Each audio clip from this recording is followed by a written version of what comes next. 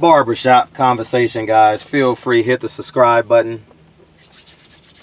Happy holidays, man. Happy Thanksgiving, whatever you want to call it, man. I don't give a fuck. But just celebrate with your family, man. Government gave you the day off. Don't go sit in the back room.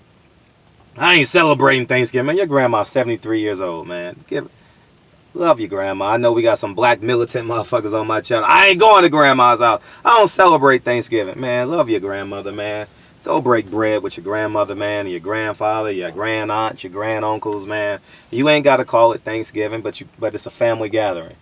And because we live in America, they deem that day a holiday. All right.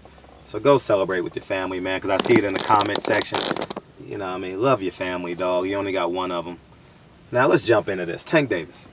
I'm going to strictly talk to Tank Davis because I think this is important. I think Tank Davis values my opinion. I think he knows I come from a sincere place. And this is part 2 from my video from yesterday that I absolutely wanted to make. But I didn't want to put them back to back because people say, oh, when you make back-to-back videos, you hating, you this, you that. You know what I mean? So I'm cognizant of that because if you watch those videos back to back, it may invoke some type of thing that I don't care. I heard Leonard Ellerbe say he's the best fighter in the world. He's a draw. He's an event. What I'm afraid about you, Tank Davis, is that you have a sense of entitlement. And I want you to stay hungry. I want you to, and you guys may think this is obscure or weird from some of you people. In Adrien Broner's silent moments, I believe he speaks wisdom to you. And what I mean by that is he's been high, he's been low, he's been left, he's been right. And in his silent moments, I believe Adrien Broner knows he made mistakes here and there. And the reason why I know, because he's quick wit. He has a sharp brain on when he interviews. I always say, Adrien Broner, okay, tell me your quick wit so we can get to the interview. If y'all ever see my interviews, I just let him do what he do, and then I just jump into the interview, you know. And I'm very cognizant of, I'm 42 years old, and I apologize. I come from a teacher background, right? And people say, but he's 25. I was 22.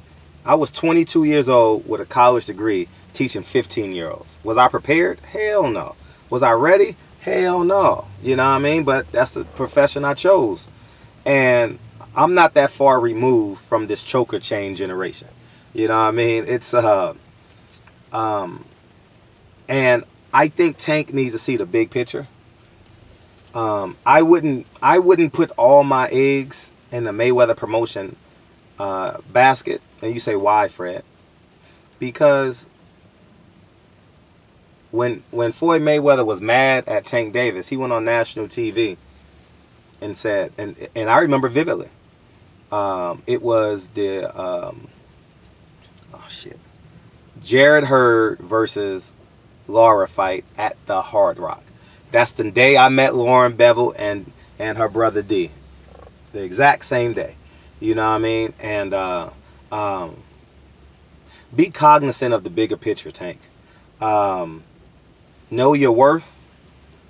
Know what you're up against and understand the business. See, I was like you in a sense. I ain't gonna lie to y'all niggas. I was like you in a sense. I got my first check and I thought it was gonna come easy. I got my first teacher check. I probably made $2,300 after taxes. I thought that shit was the best thing since sliced bread, y'all. 22 years old, clearing $2,300. Woo! Man, I thought that shit was amazing. You know what I mean? And then I realized it wasn't much. And I think Tank Davis needs to understand that you got your first $1 million check. You have beautiful cars. Look like you have a home in 2 cities, Atlanta, Baltimore. You got your parade. I understand that you are the native son of Baltimore. They are going to cherish you. They are going to believe in you.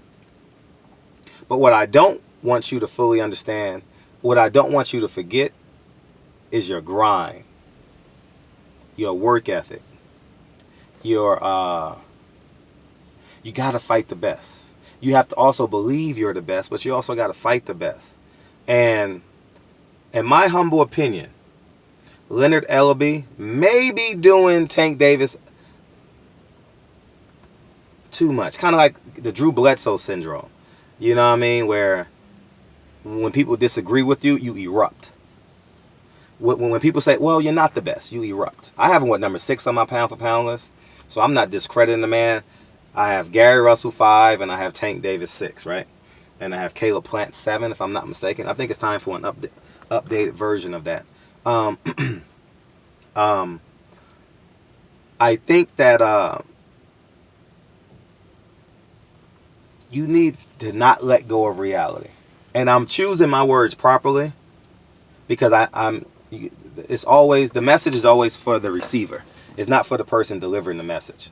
You know what I mean? And I know you're young, and if I talk to you like I talk to Triple B, you're going to get mad and say, oh, you don't love him, you don't respect him. I absolutely admire Tank Davis from his humble beginnings, sticking with Calvin Ford. I also thought Cunningham did a fabulous job with him.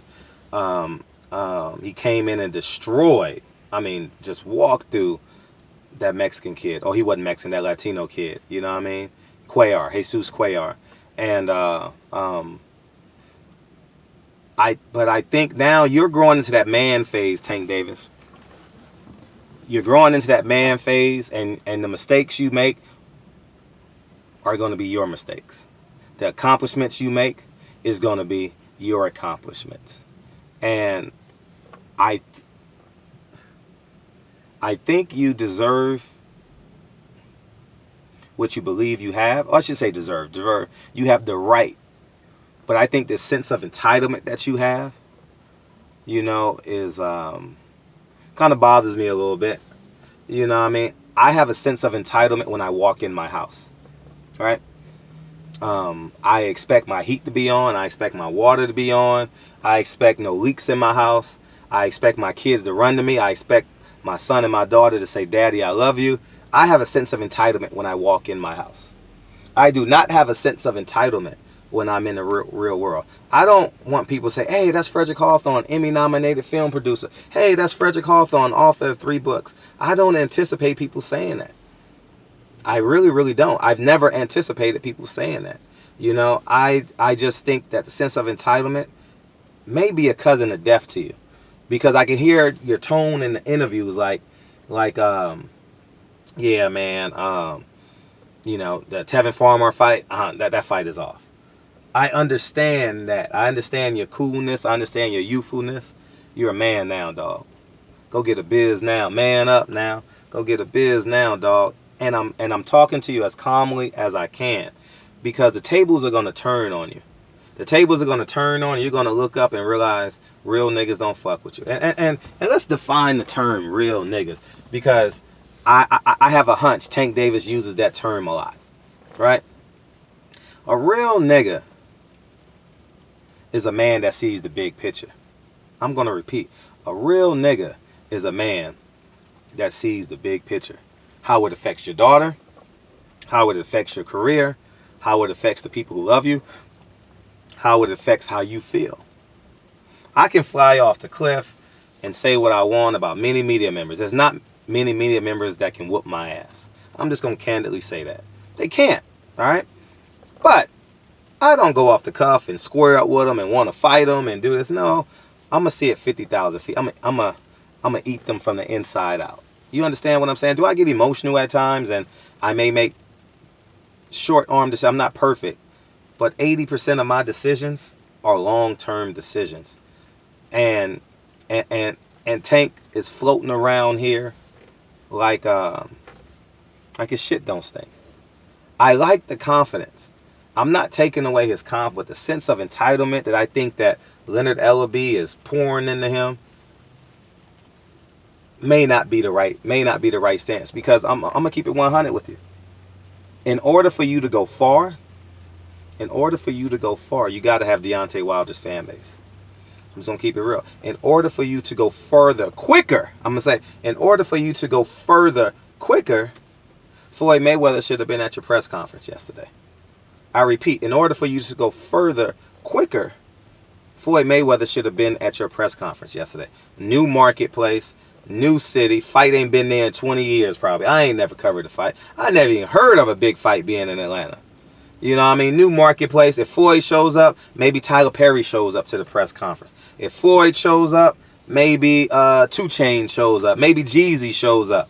I don't know this to be true. I know Floyd has great friends and people he can call on. People, hey, show up to this press conference with me so we can help promote. Hey, Neo, you were just in Vegas at the Deontay Wilder fight. Hop on my private jet. Come with me to Atlanta for a day. These are things that must happen. Adrien Broner got his ass on a plane. He was probably in Florida. He lives in Florida now? Or Cincinnati? I don't know. Or in Atlanta. I don't know. But the fact that he was there, that's your brother, dog. And I don't know what y'all do in y'all private sessions, but publicly, y'all always together. He respects you. He honors you. And truth be told, Adrien Broner knows the truth about Floyd. And they done pitch back. They done played backgammon and dominoes with their relationship. Their relationship is like a dominoes table. Fuck you, nigga. I'm getting the 150 first. Then he get the 145. Whoever gets the 145 first, the other person just throws the dominoes off the floor and fuck you, and we ain't talking for a month. And then y'all come back and say, man, all right, man, let's finish playing dominoes 6 months later. That's basically who Floyd Mayweather and Adrien Broner is. But at the end of the day, in Adrien Broner's silent moments, I just believe he's an intelligent, wise man. Y'all gonna say I'm crazy, but I know he is. Because I've had conversations with him. Adrien Broner will tell you, I done grabbed this nigga by the arm and say, nah, hold up. You gonna listen to me, dog. Like, for real. And I'm not saying I'm holy. I don't want people to think that I'm holier than thou. This is only my interpretation. All right? I don't want y'all to think there's 8 billion ways to live life. But common sense, like doing it the right way, Tank, pay attention. Humble yourself. I'm going to repeat. Tank, pay attention to the boxing current. How can I get on this wave? The reason why you're signed with Floyd, because you believe he had a wave. You believe he had a sense of momentum. You believe he had a sense of stature about him. Remember Adrien Broner used to, he don't know I know these stories, but Adrien Broner used to always want to be around Floyd. Always wanted to hang, because he thought Floyd had that bounce. He thought Floyd can take him. He thought Floyd was the moniker for greatness in boxing, which he was. You understand? But now that man is Deontay Wilder. Deontay Wilder has changed how people should read and respond to normal people in media. You understand? It's okay to be black. I'm going to keep it real. We can't wait for the day to... Y'all say all the fuck y'all want. I'm going to keep it 100 with you. We can't wait for the day we can wrap our arms around Tank Davis. We can't. I like Tank Davis, man. And I need him to see the bigger picture. And I know I'm went above and beyond in this video, and this video is deeper than you guys can anticipate, and you guys just gonna see it at the surface level. But when I saw him hugging his daughter yesterday, it was a beautiful scene yesterday when his daughter just wanted a kiss from him. I said, wow, look at that shit. Tank's a daddy now. You know what I mean? Tanks has a daddy, and his daughter thinks he is the best fighter in the world, the best man in the world, the best daddy in the world, and he just kissed her on the forehead or on the cheek. And I was like, wow, that's a beautiful scene. And I was like, man, it would be great if Showtime highlighted the human side. You know how they had those fight camps, the human side of Tank Davis. Tank Davis is human. And Tank Davis is very vulnerable. I had a great interview with Tank Davis on the Gary Russell card, the last fight he had at the MGM against May of 2018. It was a great interview, and I wish the world, I think the world, I'm saying I think the world of Tank Davis' talent. Do I think he acts out of pocket at times? Yes. I think he needs to cultivate his fan base a little bit more. Cultivate, like, so it can grow, so it can nourish. Because Devon Haney's fans are Tank Davis fans. Y'all trying to split this. Listen, Earl Spence fans are Triple B's fans. Deontay Wilder fans, for real, or Andy Ruiz fans. It's a cultural thing. Andy Ruiz came out the Nipsey Hussle. That shit moved me like no other. Because authentic Mexican fans always come out with a sombrero and that famous song. I don't know what it is, but that's what they do. But he came out the Nipsey. I love him for that. You understand? And there's this pool of like 500,000 fans, 500,000 minority fans. We're going to call them minority fans, even though gays are in that minority term too. But we just don't call them the blacks and Latino fans. There's about 500,000 of us. They're like, man, I want to be a Tank Davis fan, but he ain't fighting the best. I want to be Tank Davis fan, but he sounds like Floyd Mayweather too much. He talks about money too much. He's not fighting the best. You know what I mean? Leonard Ellaby kind of talks a little bit too brash about him. Because we know, boxing fans know, he hasn't fought the best. They're going to give him a pass. I'm going to give him a pass for Gamboa till December 28th. Because I'm getting lap dances for 3 days. I'm just being 100 with y'all. I'm getting lap dances for 3 days. I'm eating chicken and waffles. I'm having a great time. Whoever wants to hang out with me, you're more than welcome to. All right. That's the reason why. But December 29th, when I assess the landscape, Gamboa really ain't that good. Gamboa was 30. Going to be 37 night of the fight. 37, 38 night of the fight. You know what I mean? And you're going to bring Leo Santa Cruz up for 130. I don't see the logic in that. I'm just being 100. Y'all only can speak the truth. But until December 28th, I'm having a good time to promote the hell out of this fight. The reason why I want to promote the hell out of this fight is because I want more fights to go to Atlanta. I want more fights to go to Tank Davis' hometown. I want more fights to go to Earl Spence' hometown. I want more fights to go to the Charlo's hometown. I want more fights to go to Triple B's hometown. You understand what I'm saying? I really, really want that. You know what I mean? I'm tired of going to Vegas and Brooklyn. I might as well buy a house in Vegas. You know, I was thinking about that. I spend $600 every time for hotels. I might as well just buy a house, and with the back house. You know what I mean? Because I'm gonna be going to Vegas for the next 20 years. You know, I might as well just buy a house. You know what I mean? Mortgage is gonna be $1,000. You know what I mean? Property's so cheap there. You know, but at the end of the day, man, I just think that Tank Davis, I genuinely care about you. And I speak for that 500,000 people that are in this, don't know where to go for Devon Haney. He really ain't proved himself, but he's talking good. Tank Davis got more money behind him. He got a bigger presence in terms of boxing generations, or, you know, because he got Floyd and he got Calvin Ford and he has Leonard Ellaby, whereas Devon Haney just popped on the scene. He and his dad, more legacy. He got more legacy behind him, that being Tank Davis. So at the end of the day, man, Tank Davis, humble yourself. That sense of entitlement you have, probably want to throw that away. Maintain your confidence, maintain your self-belief, all right, and get out there more. You know what I mean? Do more parades. You know what I mean? Pop up at a Boys and Girls Club. Give away free tickets to this fight. The stadium is 21,000 people. Give away 100 tickets from now until the fight. You know how much media presence have you? Go give away turkeys today. You know what I mean? Christmas is before the fight. Have a big feast at a YMCA with your whole city of Atlanta. Everyone who comes to the fight, December 26th, we're going to have a feast. I'm going to pop in and say hi for 5 minutes, but the first 500 people that show up, food is on me. Showtime, put the money up for that. You know, because it correlates into the story of Tank Davis. You know what I mean? Or a toy drive. Have a toy drive December 27th.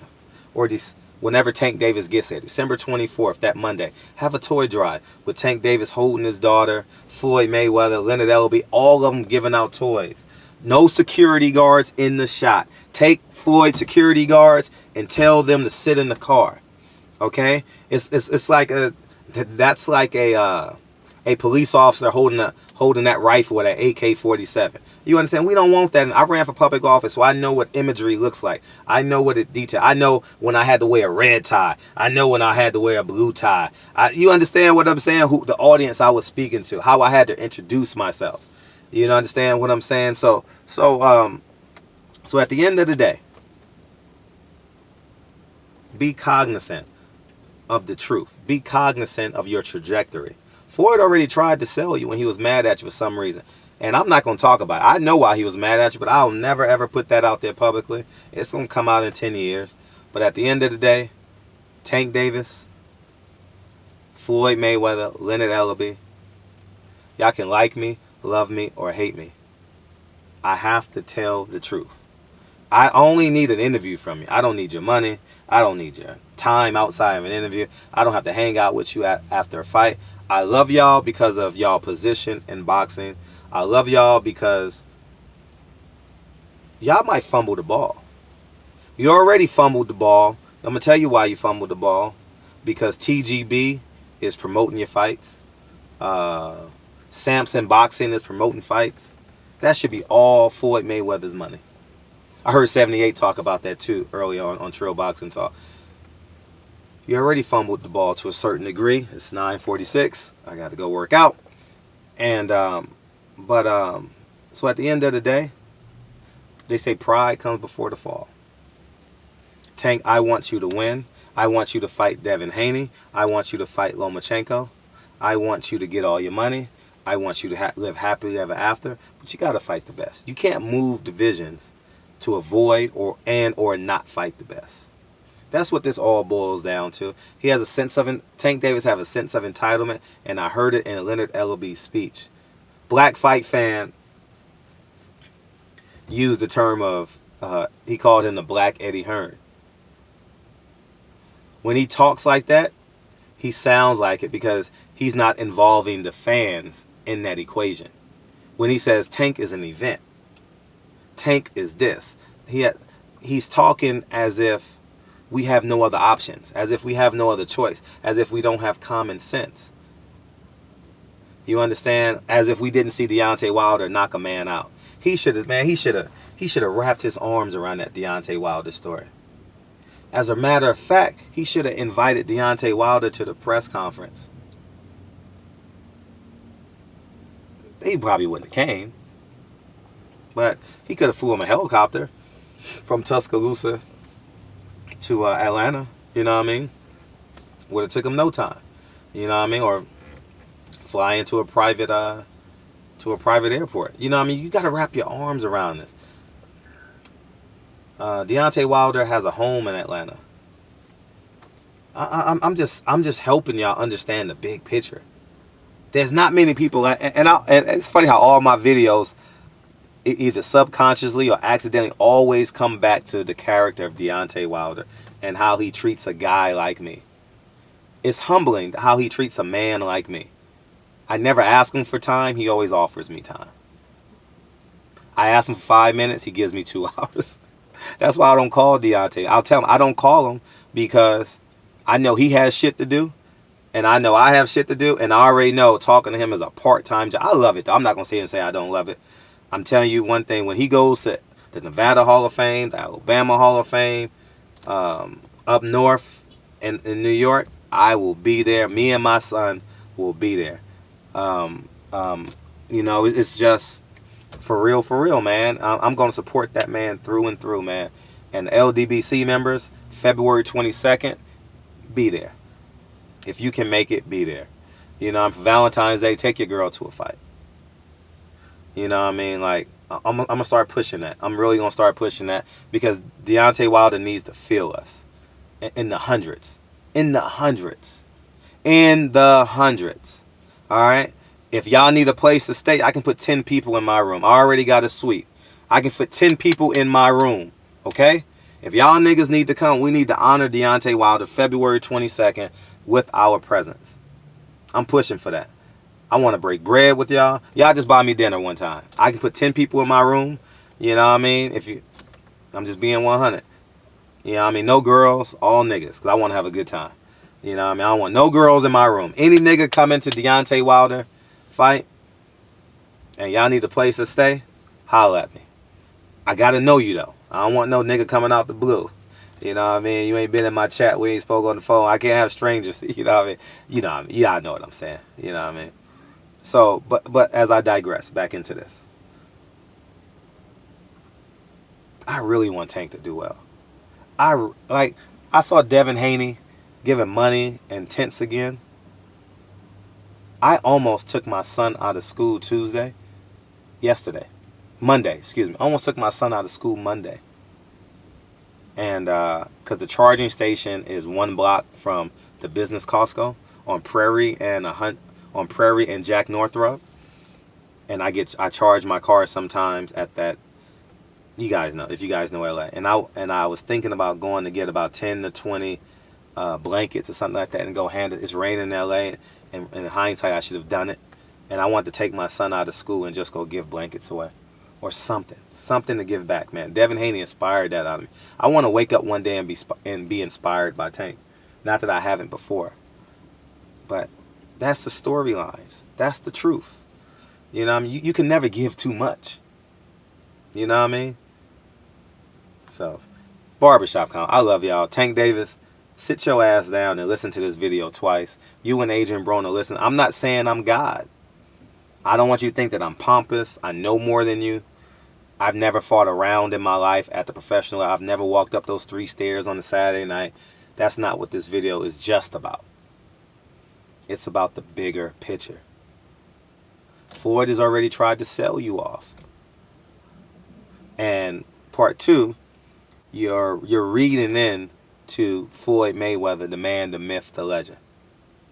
Floyd don't have street cred. If Floyd had street cred, he wouldn't have bodyguards. He wouldn't have 6 bodyguards, excuse me, because they did kill Nipsey. So, but the point I'm making is he would be protected. Like Deontay Wilder is protected. Anything bad come about Deontay Wilder, I'm emptying the clip. 10 videos in one day. I don't give a fuck who you are.